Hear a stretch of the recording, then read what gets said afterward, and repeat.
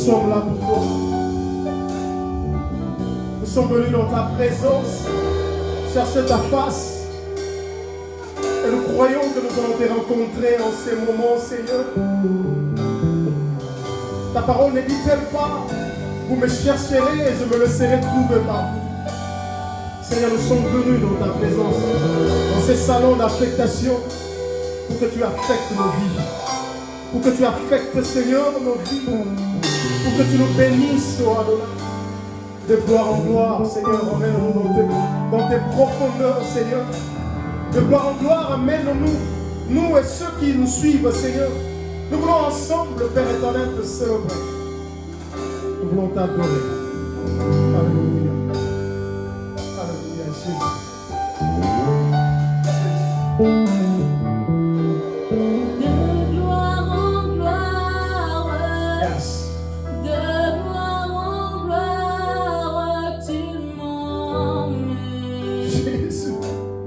Tu m'emmènes Emmène-nous, Jésus. dans les profondeurs Emmène-nous dans tes profondeurs, Jésus. de ta sainteté. Tu Nous sommes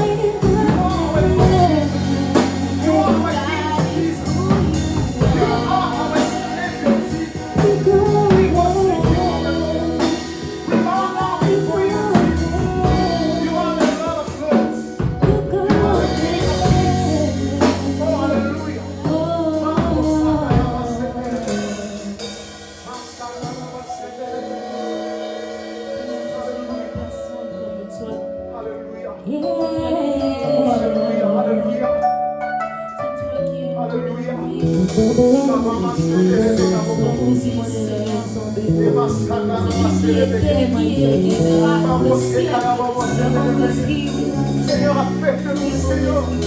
Par ta présence, nous bien. Comment est la vie sur l'eau, la vie sur Emmanuel? Comment est la vie sur l'eau, la vie sur Emmanuel? Emmanuel, nous comptons pas le plus près. Nous voulons palper ta présence. Ouvre les écluses des cieux. Yes. Alléluia. Que ta pluie tombe, mon Seigneur. Que ta pluie tombe, mon Seigneur.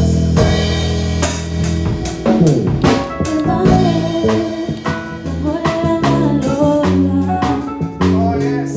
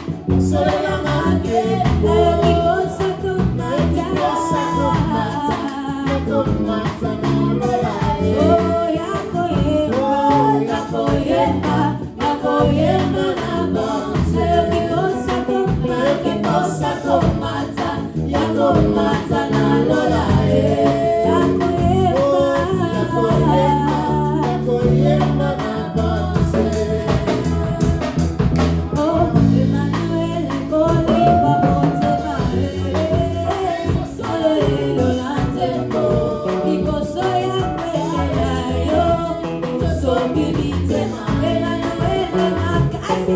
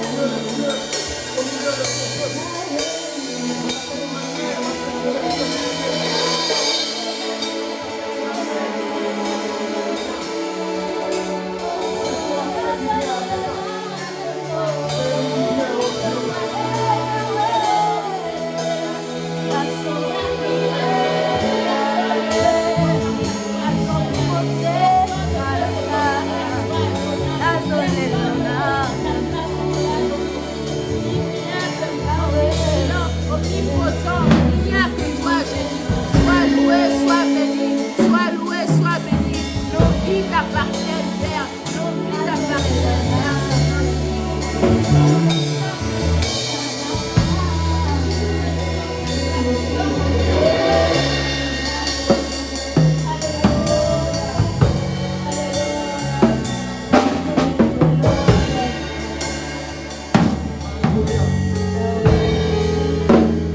est bon.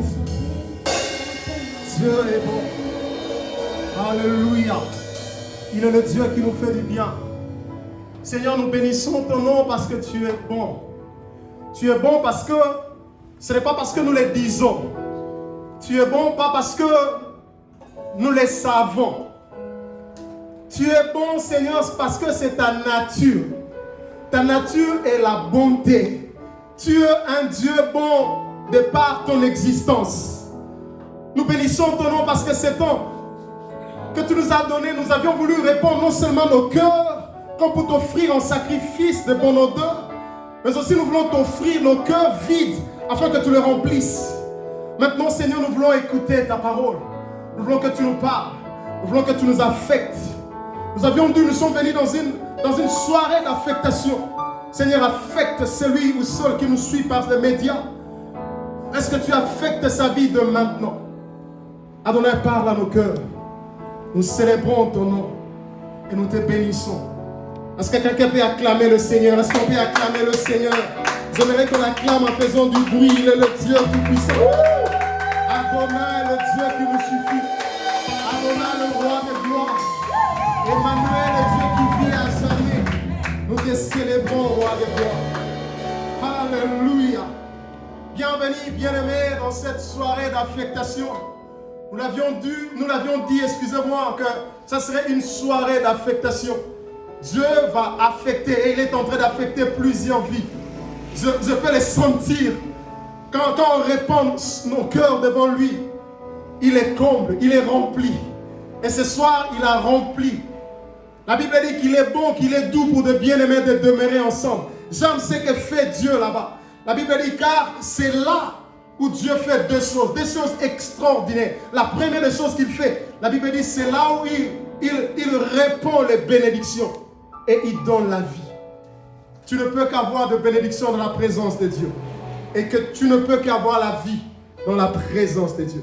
Bien-aimés, ce soir, nous voulons partager autour d'un thème que j'ai intitulé l'évangélisation et l'adoration. L'évangélisation et l'adoration. Vous savez, bien-aimés, beaucoup de gens séparent ces deux choses. Beaucoup de gens séparent l'adoration de l'évangélisation. Beaucoup de gens se limitent qu'à adorer et ils pensent que c'est tout. J'aimerais dire à quelqu'un en ce lieu que l'adoration et l'évangélisation vont de pair. En fait, dans la Bible, nous voyons que Dieu est à la recherche de vrais adorateurs.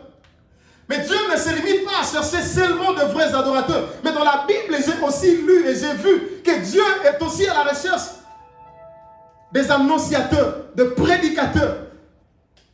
Dans Jean, la Bible dit, Dieu cherche de vrais adorateurs. Mais dans Ésaïe, Dieu dit, qui enverrai-je? Dieu cherche aussi des gens qui vont aller pour annoncer, pour proclamer sa parole. Voilà pourquoi je dis qu'il n'est pas bon de dissocier ces choses. Je vais parler de l'adoration et de l'évangélisation parce que beaucoup veulent être des adorateurs, mais peu veulent être des prédicateurs, des annonciateurs de la bonne nouvelle du Seigneur. Je vois les gens désirer adorer Dieu. Je vois les gens aller dans la présence de Dieu. Ils veulent à tout prix adorer Dieu. Mais peu sont ceux-là qui sont aussi prêts à annoncer, à évangéliser, à annoncer la bonne nouvelle. Voilà pourquoi ce soir, j'aimerais parler de ces deux choses. L'adoration et l'évangélisation. Bien-aimés dans le Seigneur, d'entrée du jeu, j'aimerais dire que l'évangélisation est une forme d'adoration. L'évangélisation est une forme d'adoration. Je l'ai dit et je le répète encore. Que l'évangélisation est une forme d'adoration. J'aimerais vous amener à lire avec moi, prenons nos Bibles. Nous allons lire dans Marc chapitre 12. Nous allons lire le verset 31. Et nous allons prendre le deuxième texte. Nous allons lire Apocalypse chapitre 7, le verset 10 jusqu'au verset 11. Est-ce qu'on peut lire le premier passage? Je disais Marc chapitre 12. Lisons le verset 31. J'aime ces textes. Alléluia. Alléluia. Bien-aimés, Marc nous dit ceci. Je disais Marc chapitre 12. Pour ceux qui nous suivent, je vais lire à partir du verset 31. Oh, alléluia. La Bible dit, ce qui est intéressant ici, il faut écouter le message de Jésus. Il s'adressait à une foule qui était autour de lui. Mais j'aimerais que nous puissions comprendre pourquoi le Seigneur dit ces choses. J'aimerais réellement que nous puissions lire ça attentivement.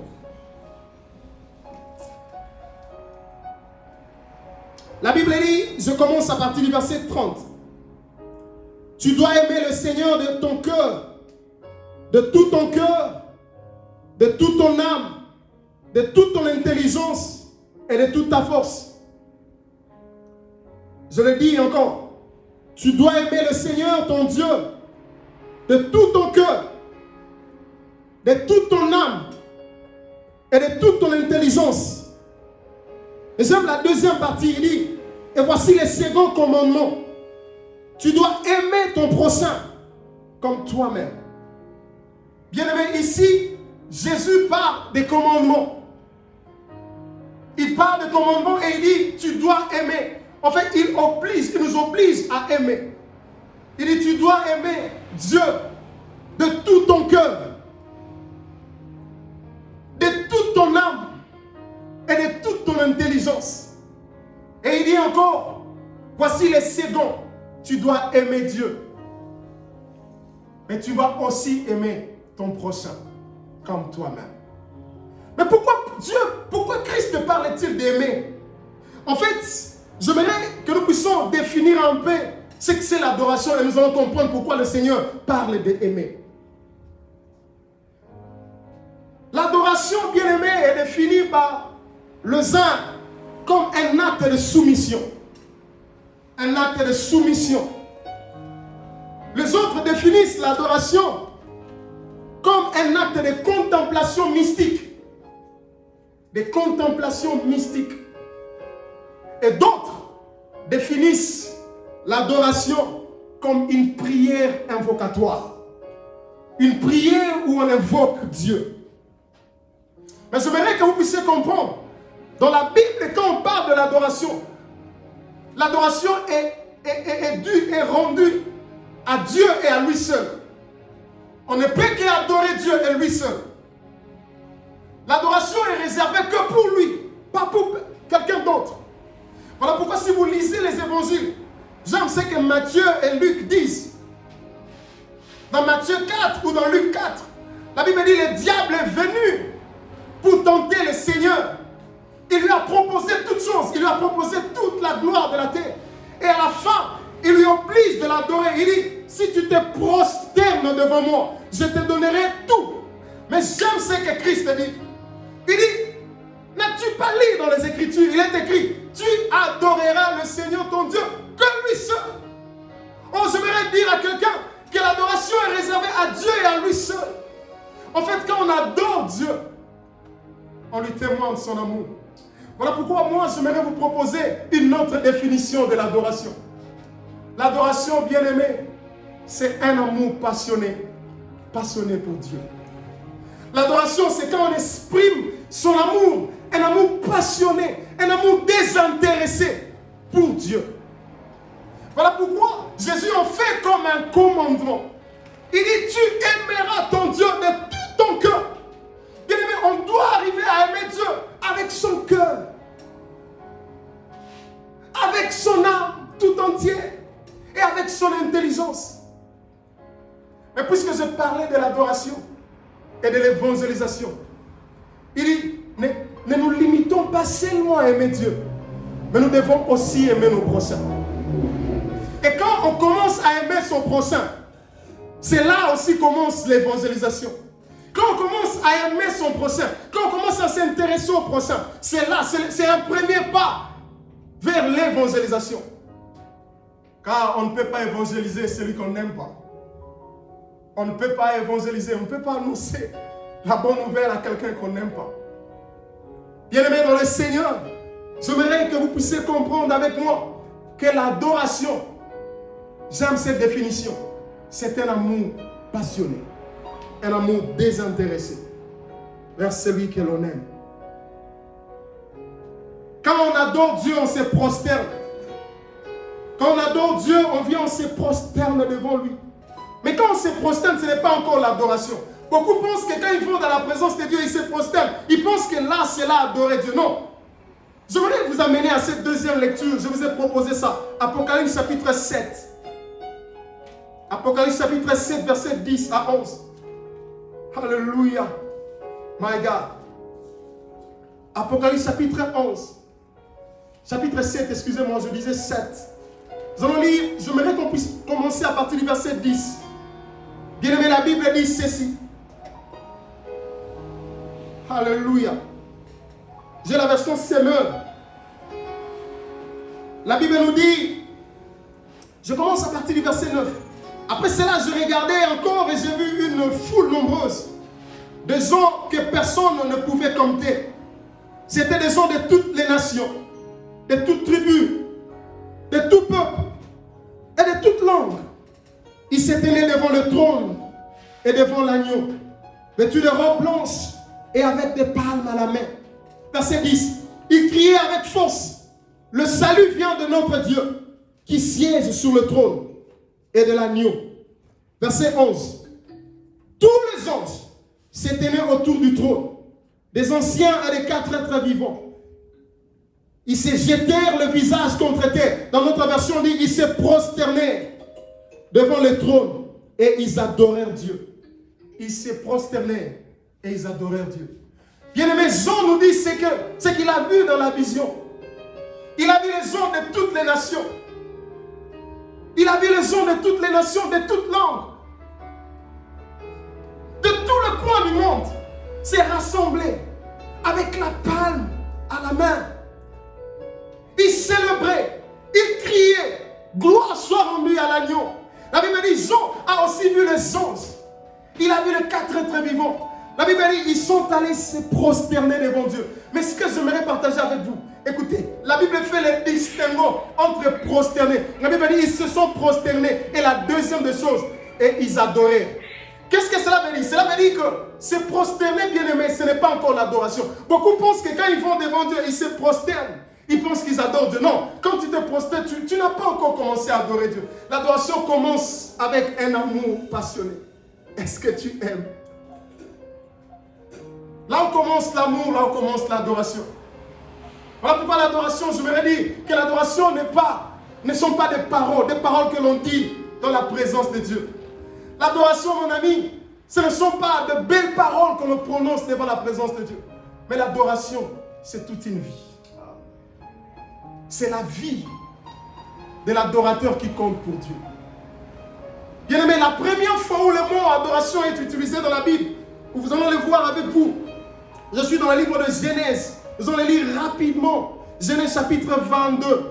Je crois que ce sera mon avant-dernier verset. Genèse chapitre 22. Oh my God. Alléluia. Genèse chapitre 22. J'aime ce texte. Pour la première fois où le mot adoration a été utilisé dans la Bible. Il s'agissait d'un vieil homme de l'Ancien Testament. Il a été choisi et appelé par Dieu. Cet homme aimait tellement Dieu. Il aimait Dieu et il le servait avec joie. Mais cet homme avait aussi un problème, c'est que sa femme était stérile. Mais après un temps, vous connaissez, je parle d'Abraham. Dieu l'a visité et lui a donné un fils qui s'appelait Isaac. Alors, là où c'est intéressant, c'est à partir du verset 1er. La Bible dit, Dieu, par la suite, Dieu dit à Abraham, Dieu mit Abraham à l'épreuve. Il appelle et Abraham répondit, mais voici. Oui, je t'écoute. Dieu reprit, prends ton fils unique que tu aimes tant. Va dans le pays de Moria sur la montagne que je t'indiquerai, et offre-le-moi en sacrifice. Verset 3. Le lendemain, Abraham se leva tôt. Il prend du bois pour le sacrifice. C'est là son âne et s'est mis en route vers le lieu que l'Éternel lui avait indiqué. Il amena avec lui 2 serviteurs, ainsi que son fils Isaac. Le surlendemain, il aperçut l'endroit de loin. Il dit aux serviteurs, restez ici avec l'âne. Moi et le fils, nous irons là-haut pour adorer. Puis, nous vous rejoindrons. La Bible dit, moi et mon fils, nous irons là-haut pour adorer. En fait, c'est la première fois le mot adoration apparaît dans la Bible. J'ai fouillé dans la Bible. Du temps de Noé, Noé a offert à Dieu des sacrifices. Après que Dieu l'ait épargné du grand déluge, la Bible dit Noé a offert à Dieu un sacrifice. Mais ce n'était pas encore l'adoration. Voilà pourquoi je disais, des fois les gens disent, ils pensent que quand ils vont se prosterner, ils offrent à Dieu des offrandes. Ce n'est pas encore l'adoration. L'adoration, c'est plus que ça. Ici, la Bible nous montre qu'il y avait un homme, Abraham, que nous connaissons. Un homme stérile, mais Dieu a rendu fécond et il a béni avec un fils. C'était le fils de la promesse, Isaac. Il arrive à un moment, la Bible dit, Dieu parle à Abraham. Il lui dit, Abraham, Dieu l'appelle par son nom. Il dit, Abraham, prends ton fils, va sur la montagne de Moria.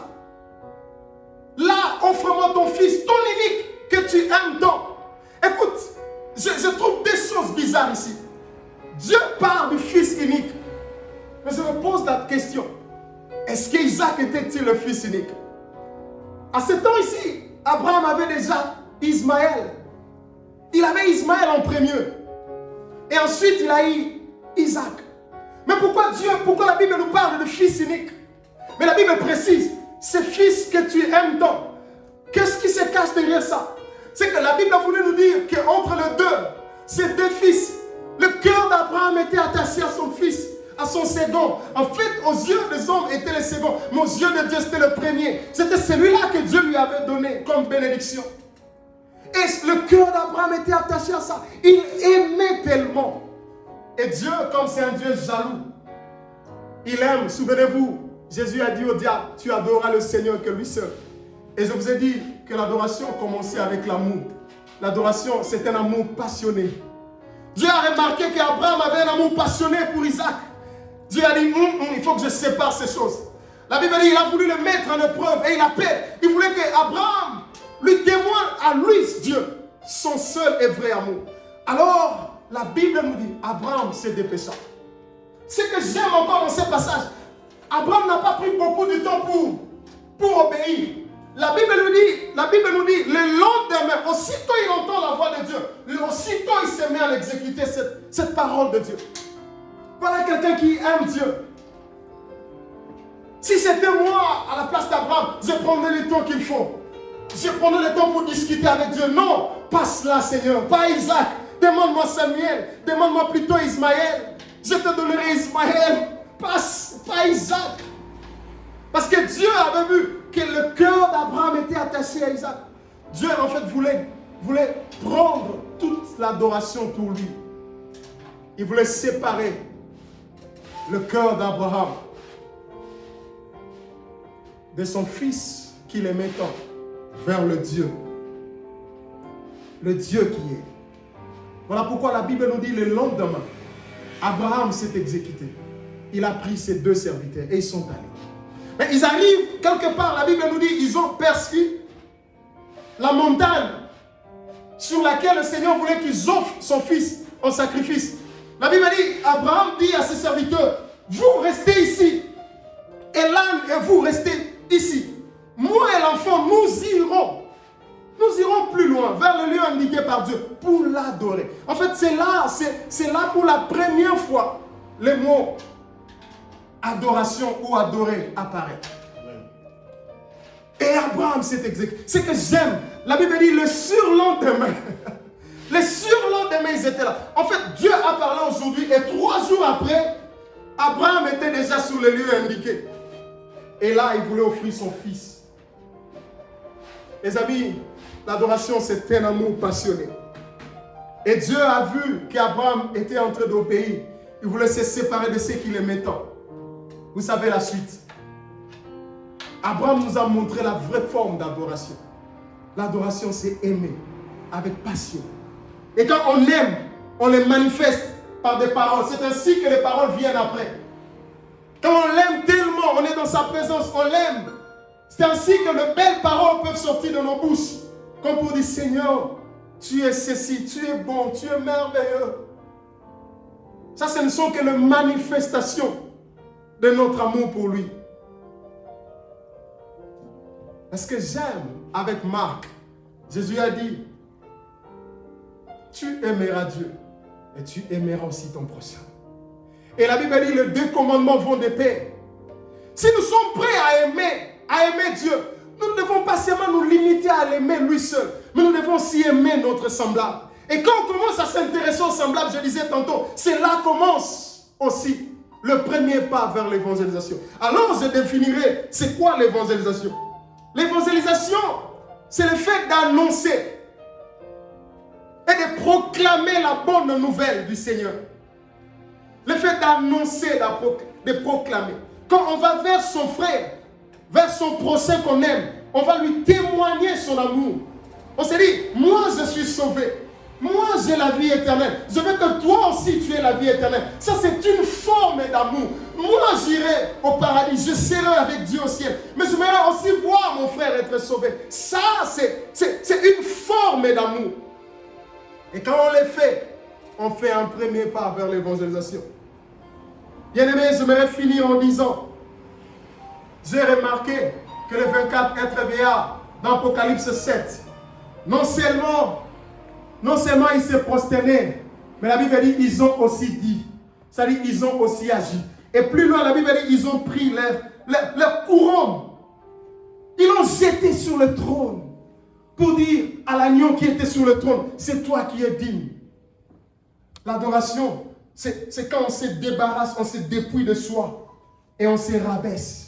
Et l'évangélisation, c'est quand on aime tellement son frère, on se dépouille de toute son arrogance et on va chercher son frère qui est perdu. Là, on fait l'évangélisation. Et Dieu veut que nous puissions faire les deux choses. Tu ne peux pas adorer Dieu seulement et ne pas évangéliser.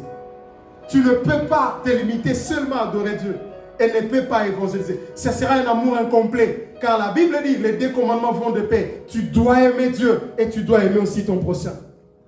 Tu ne peux pas être un vrai adorateur si tu n'es pas un vrai gagnant d'âme. Si tu n'es pas quelqu'un qui annonce la bonne nouvelle du Seigneur. La bonne nouvelle, c'est quoi? C'est dire aux autres que Jésus-Christ est ressuscité. C'est dire aux autres que Jésus-Christ est vivant. C'est dire aux autres que Jésus-Christ est le seul sauveur. C'est là l'évangélisation. C'est là l'amour pour nos prochains. Et je finis en vous donnant ce dernier passage. Nous allons prendre Matthieu chapitre 9. J'aimerais que nous puissions lire à partir du verset 33. Matthieu chapitre 9, verset 33. J'aime ce passage. Matthieu chapitre 9. My God. Matthieu chapitre 9. La Bible nous dit quelque chose de très bon. J'aime bien ce passage. Écoutez le verset 33e. La Bible dit, Jésus parcourait les villes et les villages, enseignant dans les synagogues, prêchant la bonne nouvelle du royaume et guérissait toutes les maladies et toutes les infirmités. Son cœur fut ému,